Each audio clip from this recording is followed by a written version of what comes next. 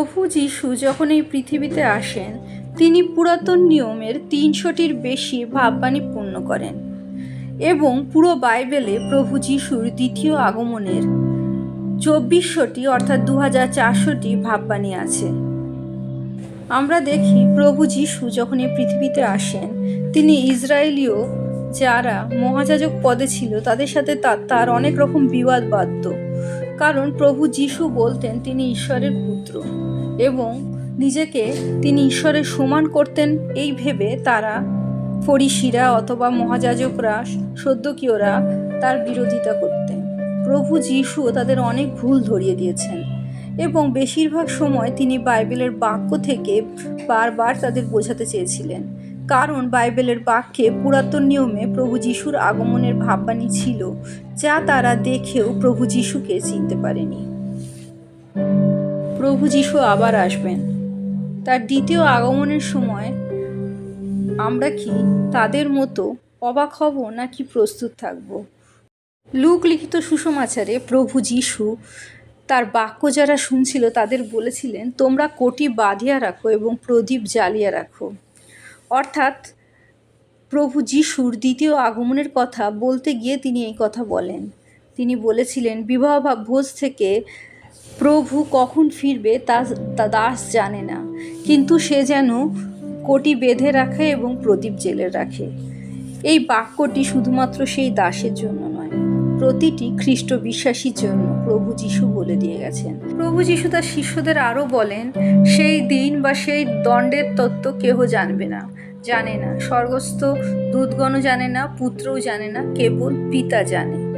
কিন্তু তিনি বলেছিলেন সেই সময়, যে সময় তিনি এই কথাগুলি বলছেন, যে কখন তিনি আসবেন, সেই কথা সেই সময়কার মানুষ বা সেই সময় উপস্থিত কেউই সেই কখন আসবেন তিনি জানতেন না।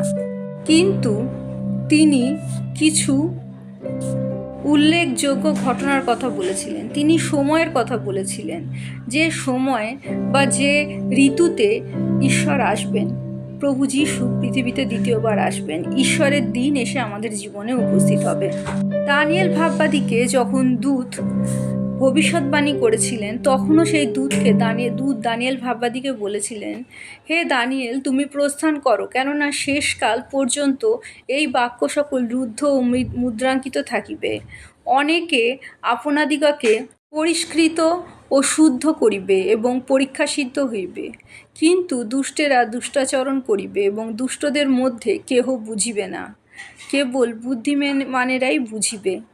বুদ্ধিমান যারা প্রভু যীশুকে গ্রহণ করেছে, কারণ প্রভু যীশু ত্রাণকর্তা জানার পরও নিজেদের পাপের থেকে মুক্তি পাওয়ার জন্য যারা তাকে গ্রহণ করে না, তারা আর যাই হোক কোনো মতে বুদ্ধিমান নয়।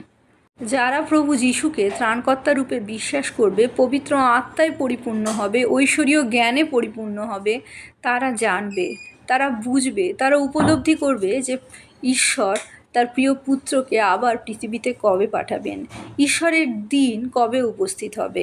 আর সেই জন্য প্রভু যীশু বলেছেন যেন আমরা ড্রেসড আপ থাকি, আমরা আমাদের পরিধান পরে থাকি এবং প্রদীপ জ্বালিয়ে রাখি। পরিধান পরার অর্থ হলো আমরা প্রভু যীশুকে গ্রহণ করি এবং তাকে পরিধান করি। আমরা দেখেছি এফেসীয়দের পত্রে সাধু পল যে যুদ্ধ বস্ত্রের কথা বলেছেন, এই জগৎপতির বা অধিপতিদের সাথে লড়াই করার জন্য, অর্থাৎ পাপাতাদের সাথে লড়াই করার জন্য। সেই সব যুদ্ধাস্ত্র আর কিছুই নয়, প্রভু যীশুকে আমাদের জীবনে ধারণ করা, পবিত্র আত্মার সহভাগিতায় চলা, বাইবেলের বাক্য নিজের জীবনে প্রয়োগ করা। আর প্রদীপ জেলে রাখি, অর্থাৎ প্রদীপে যেন তেল থাকে।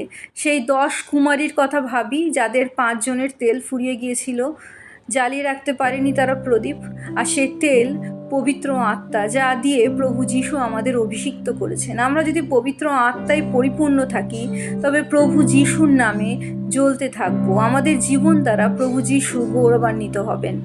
তবে সেই সময় যখন প্রভু যীশু উপস্থিত হবেন, তখন আমরা প্রস্তুত থাকতে পারবো, কারণ আমরা বাইবেলের বাক্য থেকে জানবো যে কোন সময় কোন ঋতুতে প্রভু যীশু আসছেন। আর যদি আমরা প্রস্তুত না থাকি, তিনি যেমন ফরিসি সদ্দুকীদের ওপর বিরক্ত হয়েছেন, তিনি আমাদের ওপরও বিরক্ত হবেন।